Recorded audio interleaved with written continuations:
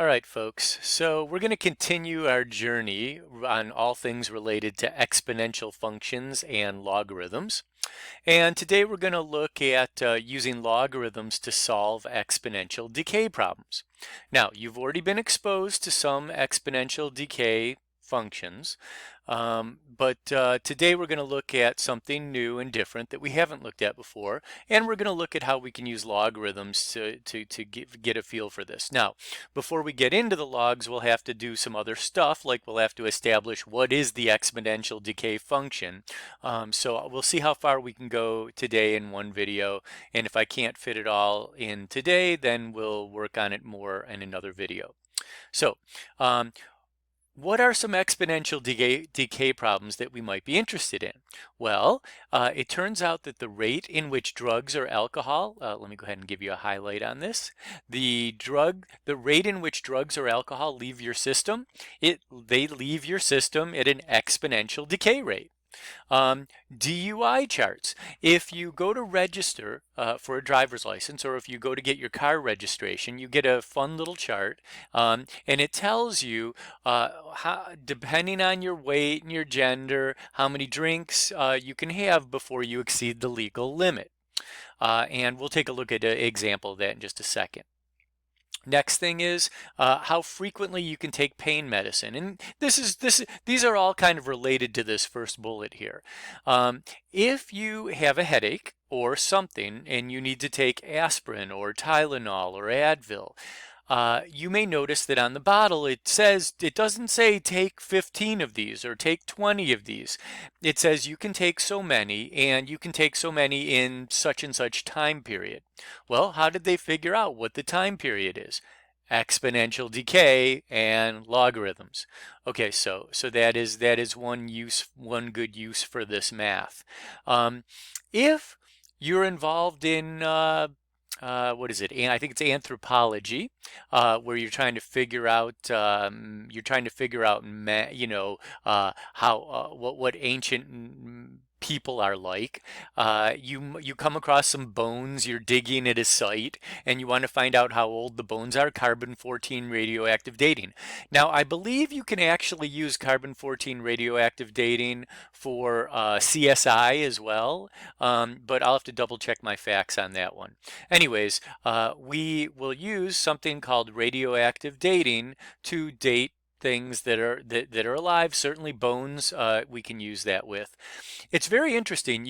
There are actually other kinds of radioactive dating other than carbon-14, and we actually use some of those other kinds of radioactive dating in order to figure out things like how old is the Earth. It's really kind of fascinating.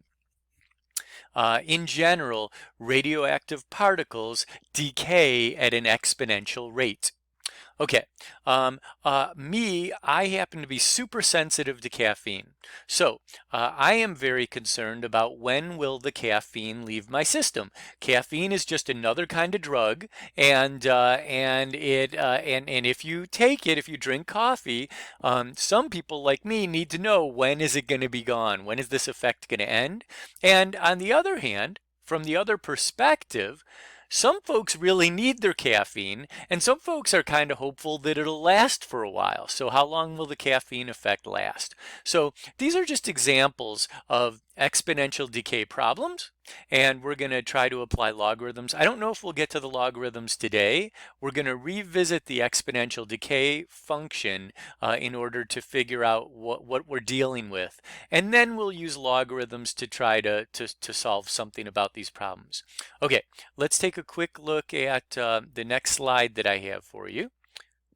It is, I said that, when you go to get a driver's license, or when you go to renew your car registration, you will see a handy dandy little chart like this that talks about your blood alcohol level. And you'll notice that the blood alcohol level has something to do with the number of drinks that you have, It's interesting now that now that I look at it here, I notice they don't really have time, but time definitely has an impact on what your blood alcohol level is. So I'm not gonna let's oh yeah, here we go, it does actually say, it says subtract 0.01% for each 40 minutes that lapse between drinks. Now that is a rough way to estimate the amount of alcohol that leaves your system. It turns out we need a little bit more advanced math like exponential functions and logarithms to get the exact values. We'll just call this a rule of thumb for now. Okay, so let's take a look at a problem. Let's take a look at a math problem that involves some exponential decay, and it involves taking a drug, and we're concerned with how long it takes for that drug to leave our system.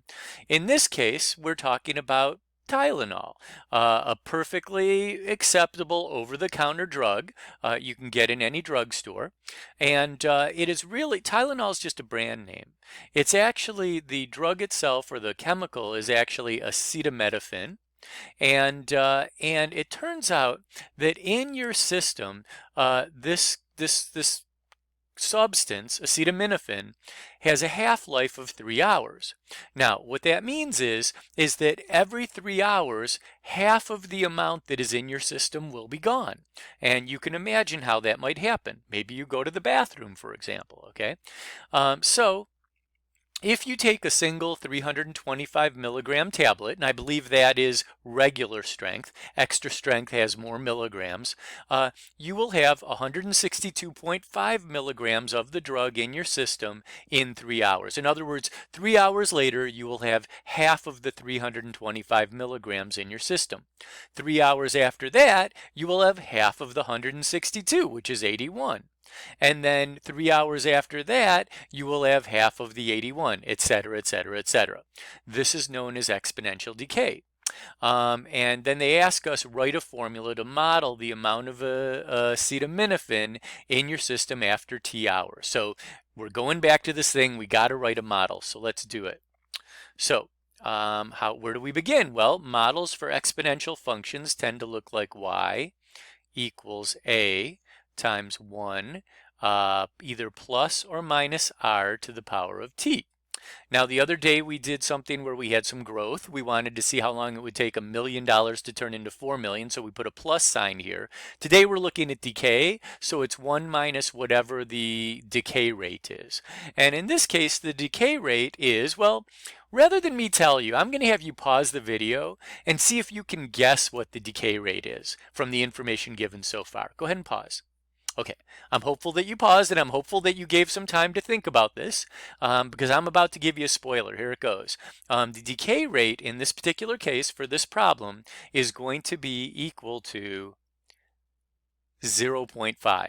Okay, you may have said 50%, and that would be great also. You could even use the fraction 1/2, right? Half-life. Half of the stuff will be gone in 3 hours. Now, something is a little bit strange here about this particular case, though. When we go to make this model, whatever is happening every 3 hours, not every 1 hour. Now, in the last thing we did, when we looked at how long $1 million would turn into $4 million, the time was based on number of years.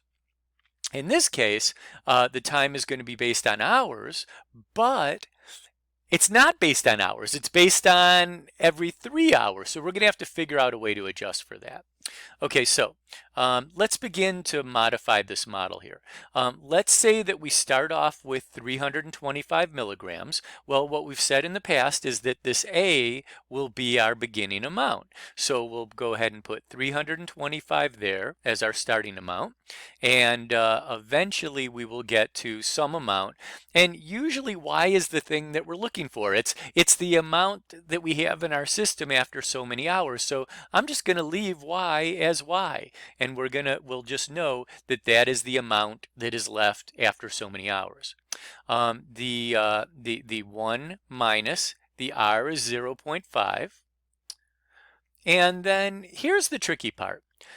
We want to say that we get half every hour. So normally, or that's one way we could that's one thing that we might have done. Or we might have said, just like with the interest rate on the money, we might have said we get double every year, okay? In this case, we get half every hour.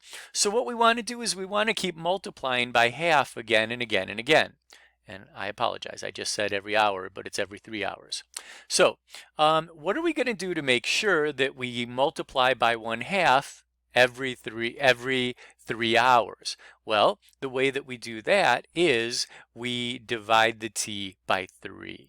Okay, and so what happens is at the end of 3 hours, we multiply 0.5 times 325. In other words, if t equals 3, then 3 divided by 3 is 1. 1 minus 0.5 is 0.5. We get half of 325 at the end of 3 hours. If we make t into 6, then 6 divided by 3 gets to be 2. So after 6 hours, we will multiply by 0.5 and by 0.5 again times 325 to get the total amount left over. So t divided by 3 is the way that we're going to make this model work. Now, I'm going to simplify the model just a little bit. Let's clean it up. Still going to be 325, but there's no reason to have the 1 minus 0.5. 1 minus 0.5 is 0.5, so we'll leave it like that. We definitely have to have the t, and we have to have the divided by 3, and voila, we should be so proud of ourselves. We're 11 minutes into this video, and we have established the exponential decay model, which will let us determine after how many hours, how much Tylenol will be left in our system. Okay, and we're going to use this as the basis for some additional calculations. I think I kind of like this as a stopping point, and this way it'll give you just a very tiny bit that you have to do. You're going to watch, you're going to listen, you're going to take good notes, you're going to take pictures, you're going to submit them to this Google Classroom assignment, and then maybe in the next video we can use some logarithms to determine how long it will take before only so much acetaminophen is left in your system. Hopefully you are looking forward to that, just like me.